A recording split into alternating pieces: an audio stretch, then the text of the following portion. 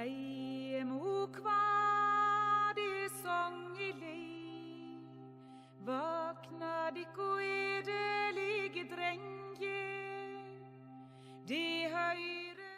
Hey, how you doing? We're back. Huh? Okay, so a mage, really the four distinct classes in Dungeons and Dragons, going back to Dungeons and Dragons, is fighter, cleric, mage, and what's the other one? I don't remember. What is the other one? It must be very, very important. No. So, it's fighter, which we talked about. We talked about clerics, and we did the whole Templar, which is that combination of the two. The fighter being the two subclasses in base and advanced Dungeons and Dragons, the first edition or the second edition of Dungeons and Dragons, advanced Dungeons and Dragons, with the fighter in the two subclasses being ranger and paladin. And we talked about the cleric, which some of you mentioned in some of the comments in text to me, that really the Templar more fits into the cleric. And I kind of go, yeah, it does, and yeah, it doesn't. Because the Templar, from the historic standpoint, was definitely a warrior first, then became the fighting monk. Where the cleric is really a religious person first, and then became the warrior. That's not 100% true, but I mean, more or less. And so we do have the fighter, we do have the cleric, we have the magic user or mage, and we have the rogue or the thief. The rogue and the thief is very interesting because my personal take on it is a lot different than many people. Okay, I really see the rogue as it's kind of like a low-level criminal, really. And then as you work your way up the Thieves Guild, you get a little bit higher and higher. But that first and second level player is nothing more than your street thug, and that's not a real great thing to be. And it's kind of been romanticized in fantasy as this dashing hero. But really, when you think about it, what does the rogue do? And that's going to be an interesting, very interesting topic of conversation we'll hold for another day. So, but getting back to it, I've talked in depth on the fighter and how to be a fighter and the various stages of it, although I got some really cool stuff in from Epic Armory, which I can't wait to get on video.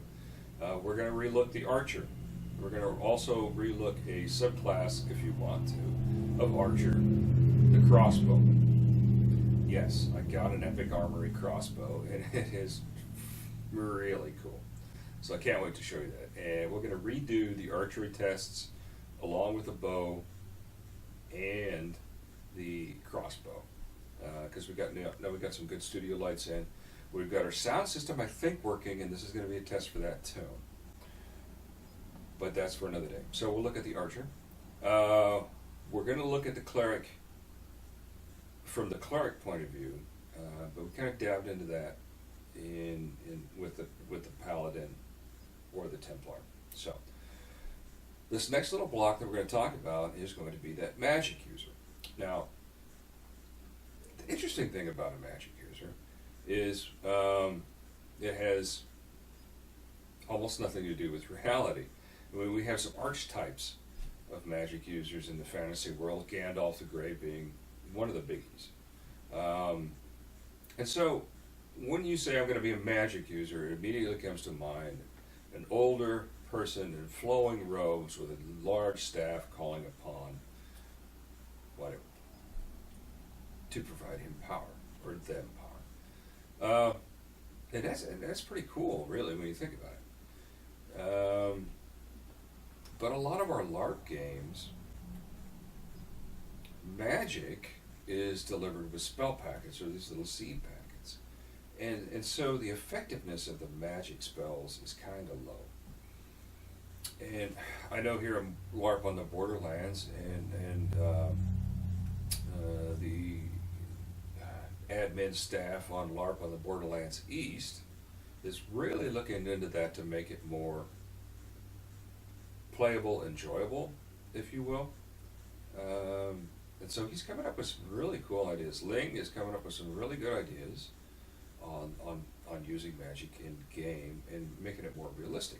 Well, now making it more playable, I guess. Hey, helps. But we get back down to creating that character. Now, if you think of a magic user as a scientist, think of it as a scientist in today's terminology. And the amount of schooling and training that goes into making a scientist, that kind of gets you in the right mindset to be the magic user. You're going to have to go to school for many, many years before you get a degree so you can go out in the world and practice your profession as a scientist. Same thing with a magic user. You're going to go to school, you're going to learn the basics, you're going to go to more school and learn some more advanced stuff, and then you're going to graduate and move on and either stay at that level or learn more on the job and rise up in ranks. But not everybody becomes an archmage. A lot of guys just are mid-level. Hey, Hobbs. Hobbs is being playful today. So, really, when we think about it, it's nothing more than that education system.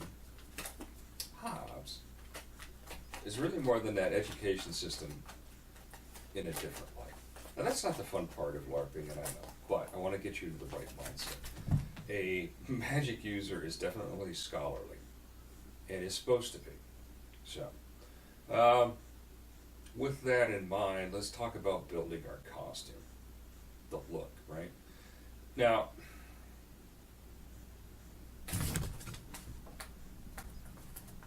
the look of the mage is very iconic, and so it's just like the warrior.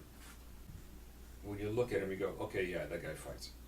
The mage is somebody that you're going to look at and go, oh, okay, I know what they do, and so it immediately calls into like long flowing robes, and it's kind of that scholarly atmosphere about you.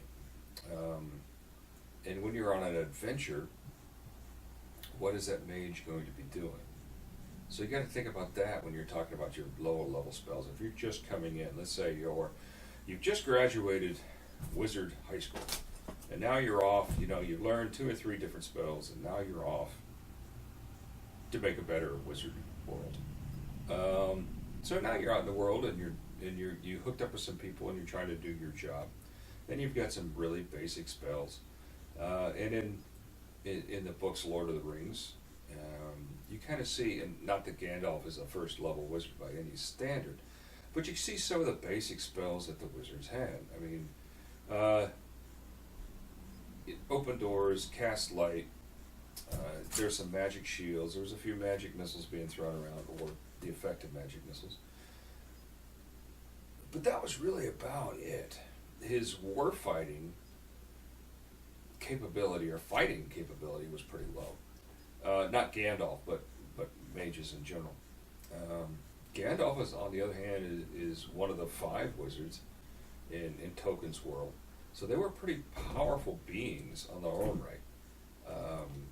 And it's very interesting to read it. Like, if you've never read Lord of the Rings, and I don't know why you would and be a LARPer, but I highly recommend it and read the background stories to all of this because it's very interesting. So putting that look together is daunting, but it doesn't necessarily need to be. And I'm going to show you a couple ways to kind of get around that, okay?